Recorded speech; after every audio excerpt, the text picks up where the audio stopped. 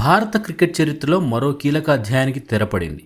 Team India మాజీ vice captain, test specialist Ajinkya Rahane తన అన్ని రకాల క్రికెట్ ఫార్మాట్లకు వీడ్కోలు పలికారు.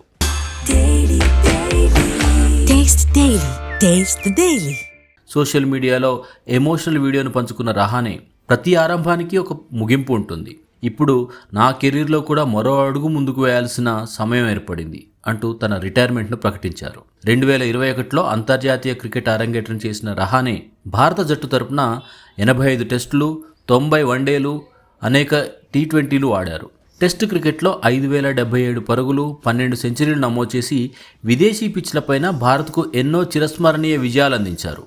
అందులోనూ 2020-21 ఆస్ట్రేలియా పర్యటనలో ఆడిలైడ్ పరాజయం తర్వాత జట్టును అద్భుతంగా నడిపి బోర్డర్ గవాస్కర్ ట్రోఫీని 2-1 తేడాతో గెలిపించడం ఆయన కెరీర్లో అత్యంత గొప్ప ఘటనగా నిలిచిపోయింది. నిశ్శబ్దంగా తన పని చేసుకుంటూ వెళ్లే ఆటతీరు, క్లిష్ట పరిస్థితుల్లో జట్టును ఆదుకునే ఇన్నింగ్స్లతో రహానే భారత క్రికెట్ అభిమానుల హృదయాల్లో ప్రత్యేక స్థానం సంపాదించాడు.